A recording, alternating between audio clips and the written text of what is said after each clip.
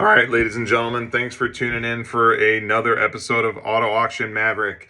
This video today is going to be very drilled down and very concise. It's going to go over an exact scenario that I encountered, and I hope it will benefit you if it comes, to this. But bought a bad car.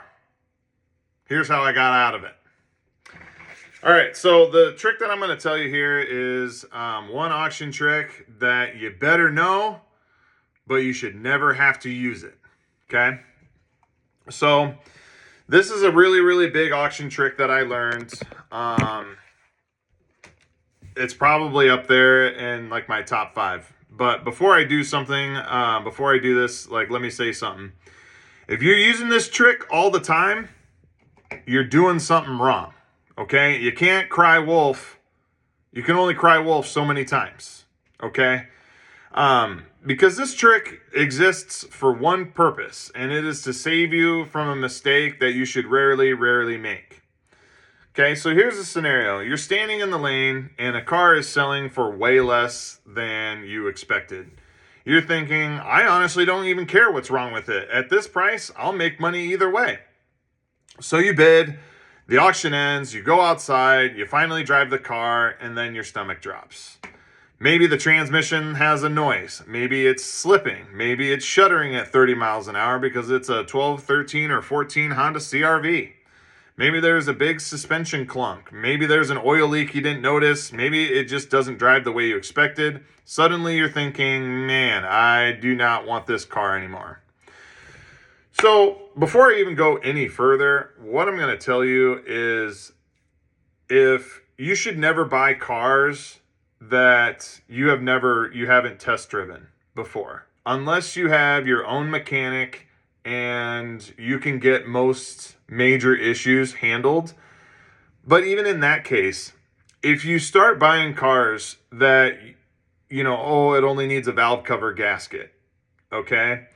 Or it's only needs a transmission or something, why would you want to spend your money on that stuff? Okay, that, it just does not make sense, and you're really doing a whole lot of work to make a lot less money than you could. So going on, okay, is basically, if you're the high bidder and the vehicle is sitting in an if bid status because the seller hasn't accepted your bid, most people panic, okay? Well, here's what I used to do. So just to recap, okay? The scenario is you bought a car that you weren't 110% sure about, and you got it for so cheap that it is in a if bid status. This is what you do. This is how you get out of that car, okay?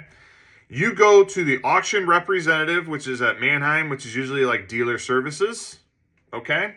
At Odessa, there's usually a group of desks on the other side of the office in the main lobby.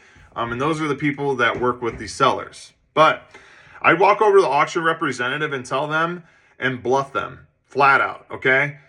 Say, I'm still very interested in the vehicle. Ask the seller to name their price. So now the seller has to decide what they want. And here's why this can work in your favor. Think about it from a seller's perspective. If they believe you're genuinely interested, why would they immediately accept the lowest possible number, which is the number you were originally in at, okay?